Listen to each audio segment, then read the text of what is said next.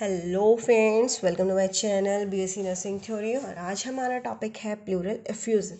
As you know, हम कर रहे थे रेस्पिरेटरी सिस्टम की diseases conditions. So next disease condition लेके आई हूँ मैं, that is pleural effusion. Hope so अगर आप लोगों को समझ आए मेरा टॉपिक तो प्लीज़ कमेंट करके बताइए कि आपको समझ आ रहा है, और अगर आपको नहीं समझ आए तो प्लीज़ तब भी कमेंट करके मुझे ज़रूर बताएं कि आपको क्या प्रॉब्लम हुई है। ठीक है फ्रेंड्स, तो हम अपना टॉपिक स्टार्ट करते हैं। प्लूरल एफ्यूज़न। प्लूरल एफ्यूज़न हमारी रेस्पिरेटरी की एक डिजीज़ कंडीशन है, तो आपको पता चल ही गया होगा। तो रेस्पिरेटरी के अंदर किसकी डिजीज़ कंडीशन है? रेस्पिरेटरी मेम्ब्रेन की डिजीज़ कंडीशन है, क्योंकि हमें पता है, पढ़ा है हमने कि जो हमारे लंग्स होते हैं ना, उनकी आउटर साइड एक एनवेलप प्रेजेंट होती है। उस एनवेलप को हम क्या बोलते हैं? उस एनवेलप को हम प्लूरा बोलते हैं, प्लूरा। और ये प्लूरा जो है वो हमें दो टाइप्स में देखने के लिए मिलती है। वन इज़, दो लेयर्स में देखने के लिए मिलती है। वन इज़ हमारी partial pleura and second one is visceral pleura. जो पार्शियल प्लूरा है ना, वो किससे इनहेरेंट होती है? इनहेरेंट होती है that is inner side of the chest wall and the side of diaphragm. When these structures move, therefore जब कोई भी स्ट्रक्चर अगर हमारा मूव कर रहा है तो जो पार्शियल प्लूरा है वो भी मूव करेगी उसके साथ। ठीक है फ्रेंड्स, पार्शियल प्लूरा एडहेरेंट होती है हमारी आर्टरीज की, यानी कि inner side of the chest wall and the thoracic side of diaphragm. Diaphragm की थोरेसिक साइड पे होती है। ठीक है फ्रेंड्स, सेकेंड वन हमारे पास आती है हमारी विसरल प्लूरा। ये एडहेरेंट होती है अंडरलाइन विस्कस के, और दैट इज लंग्स इटसेल्फ। किसके एडहेरेंट होती है? विस्कस के एडहेरेंट होती है, लंग्स के खुद ही। When the viscus moves it has to follow the viscus. जैसे ही विस्कस मूव करना शुरू करेगा, ये भी उसके साथ साथ मूव करना शुरू करते हैं। और इन्हीं दोनों लेयर्स के बीच में एक स्पेस प्रेजेंट होता है। उस स्पेस को हम क्या बोलते हैं? जो पोटेंशियल स्पेस प्रेजेंट होता है उस स्पेस को हम प्लूरल कैविटी बोलते हैं। और इस स्पेस में कुछ lubricant, serous lubricant fluid present होता है। उस फ्लूइड को हम क्या बोलते हैं?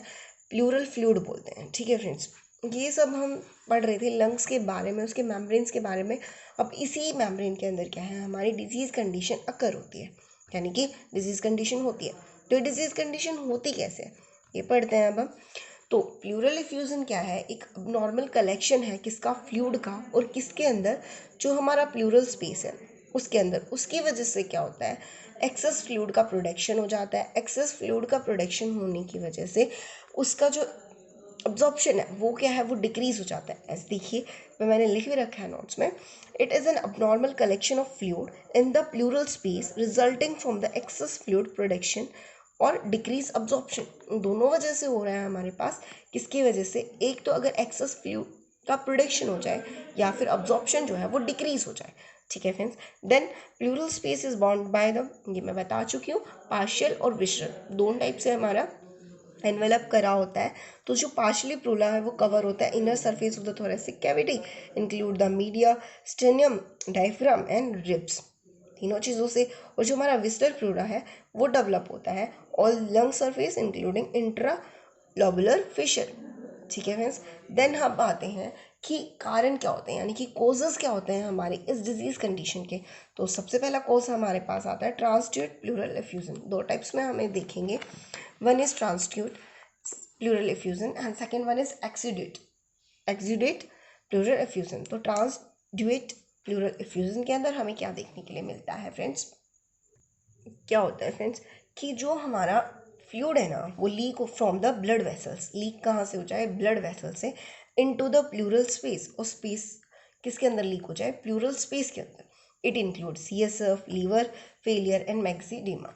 तीनों डिजीज़ कंडीशन, बहुत सारी डिजीज़ कंडीशंस हो सकते हैं जिसमें से कंसीडर हमें 3 का एग्जांपल लेके चल रहे हैं। देन हमारे पास आती है exudate pleural effusion, that is caused by inflammation of pleural itself. किसकी वजह से हो रहा है ये? अगर हमारे प्लूरा के अंदर ही इन्फ्लामेशन हो जाए, and are often due to disease of lungs. Disease of lungs it is caused by blocked blood vessels. Blood vessels हमारी ब्लॉक हो जाए, inflammation, lung injury and drug etcetera. यानी कि ड्रग रिएक्शन की वजह से भी हो सकता है, इन्फ्लामेशन की वजह से हो सकता है, लंग इंजरी की वजह से हो सकता है।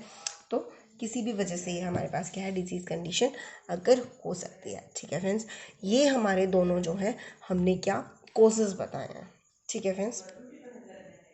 देन हमारे पास आती है इसकी पैथोफिजियोलॉजी। पैथोफिजियोलॉजी में क्या है, ड्यू टू इटियोलॉजिकल फैक्टर। जब भी आप किसी की भी पैथोफिजियोलॉजी लिखोगे तो सबसे पहले ही हमें ये बताना होता है कि इटियोलॉजिकल फैक्टर के कारण ऐसा हो रहा है। Factor leads to a inflammatory process, उसकी वजह से इन्फ्लामेशन हो जाएगी।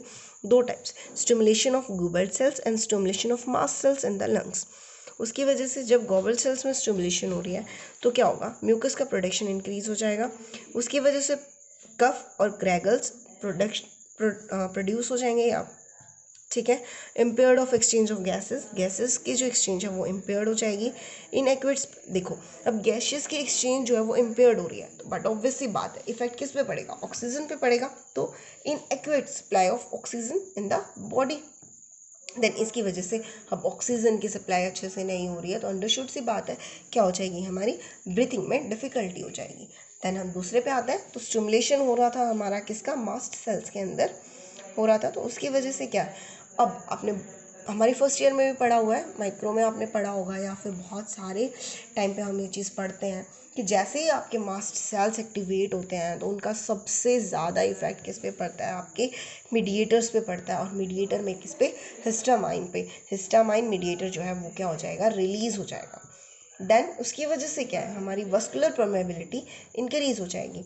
उसकी वजह से ब्लड फ्लो जो है सेल के अंदर वो इंक्रीज़ हो जाएगा, क्योंकि परमिएबिलिटी क्या है वो इंक्रीज़ हो रही है तो उसकी वजह से ब्लड फ्लो जो है वो भी इंक्रीज़ हो जाएगा। उसकी वजह से क्या है, हमारा हाइड्रोस्टैटिक प्रेशर इंक्रीज़ हो जाएगा। जब भी हमारा ब्लड प्रेशर सेल के अंदर इंक्रीज़ होता है तो हमारा हाइड्रोस्टैटिक प्रेशर जो है वो भी क्या हो जाता है, इंक्रीज़ हो जाता है। उसकी वजह से क्या होगा, अब प्रेशर अगर इंक्रीज़ हो रहा है तो फ्लूइड क्या होगा, शिफ्ट हो जाएगा। Rapid shift of fluid, rapid shift हो जाएगा फ्लूइड का to the pleural space. Pleural space के अंदर फिर क्या होगा, irritation of pleural space aqueous, ठीक है, अकर।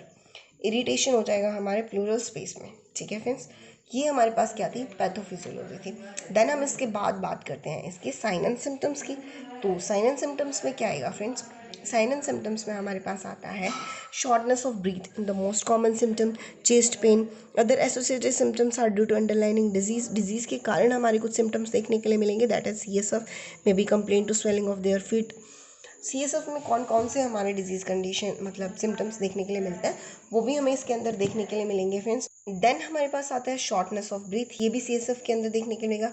TB में भी स्लाइट स्वेट कफ, TB अगर हो जाता है तो स्वेट देखने के लिए मिल सकते हैं। Cough in the up blood, cough with blood, mucus और ब्लड के साथ कफ आएगा। TB के अंदर तो यही आता है, may be associated with infection lung cancer, और ज़्यादा इन्फेक्शन हो जाएगा तो लंग कैंसर के भी चांसेस है। अब क्या बात करें, डायग्नोस्टिक एवेल्यूएशन के लिए आप चेस्ट एक्सरे करा सकते हैं, CT स्कैन करा सकते हैं, प्लूरल फ्लूइड एनालिसिस करा सकते हैं, थ्रोटोसाइनेटिस करा सकते हैं। मैं बहुत बार बता चुकी हूँ अपने चैनल पे, तो आप जब भी और डिजीज़ कंडीशंस देखेंगे तो आपको इसके बारे में पता चल जाएगा। देन हमारे पास मेन इंपॉर्टेंट आती है नर्सिंग मैनेजमेंट।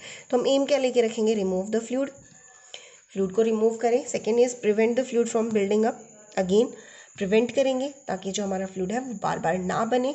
देन हमारे treating the causes of fluid buildup, और हम उस कोज को ट्रीट करेंगे जिसकी वजह से क्या हमारा फ्लूइड बन रहा है। देखो अब आपकी थ्रोनोसाइनेटिस के बारे में फिर से देख लेते हैं। It may be done if the fluid collection is large causing the chest pressure. ये कब किया जाता है, अगर आपका चेस्ट का प्रेशर जो है वो बहुत ज़्यादा, उसके अंदर क्या है फ्लूइड का एक्यूमुलेशन हो जाए और चेस्ट पे प्रेशर ज़्यादा हो जाए, तो शॉर्टनेस ऑफ ब्रीथ और other breathing problem such as low to level, उसकी वजह से क्या हो जाएगा, ब्रीथ में शॉर्टनेस हो जाएगी, ऑक्सीजन का लेवल डिक्रीज हो जाएगा। Remove the fluid allow to lungs to expel, तो हम क्या करते हैं, रिमूव कर देते हैं फ्लूइड को और हमारे लंग्स को अच्छे से खुलने का मौका देते हैं, एक्सपेल करने का मौका देते हैं, एंड मेकिंग ब्रीथ ईजियर, और हम मतलब ब्रीथिंग सांस लेने में उसको आसान कर देते हैं। देन हमारे पास आती है केमिकल प्लूरोसिस।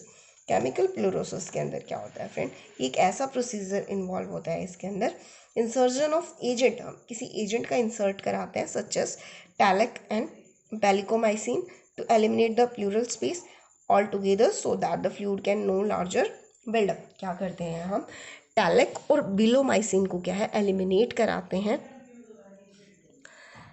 इंसर्जन कराते हैं इसका ताकि एलिमिनेट करा सकें हमारे प्लूरल स्पेस को। ठीक है फ्रेंड्स, क्या कर रहे हैं हम, इंसर्ट करा रहे हैं इन दोनों चीज़ों को ताकि एलिमिनेट करा सकें हमारे प्लूरल स्पेस को, स्पेस के फ्लूइड को सारे को एक साथ, and that fluid can no, और ये फ्लूइड जो है दोबारा से ना बन पाए। फिर हमारे पास आता है प्लूरल डी कॉर्टिकेशन, इसको हम प्लूरेक्टमी भी कहते हैं। तो डक्टमी से ही हमें पता चल रहा है कि क्या हो रहा है, हम किसी चीज़ को रिमूव कर रहे हैं। इसके अंदर हम क्या करते हैं, रिमूव करते हैं। तो हम किसको रिमूव कर रहे हैं, हम रिमूव कर रहे हैं प्लूरा को, ठीक है फ्रेंड्स। फिर इसकी वजह से क्या कॉम्प्लिकेशंस आ जाती हैं। Lungs that is surrounded by excess fluid for a long time may be damaged. Pneumothorax can be complication of thoracocentesis के प्रोसेस के अंदर भी क्या है हमारी देखने के लिए मिल सकती है, क्या कोई भी कॉम्प्लिकेशन देखने के लिए मिल सकती है। सो होप सो फ्रेंड्स समझ आया होगा आप लोगों को। नहीं आया तो कमेंट करके ज़रूर बताइएगा।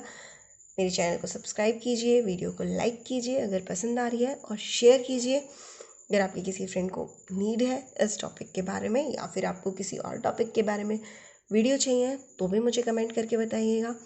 Thank you friends and have a good day.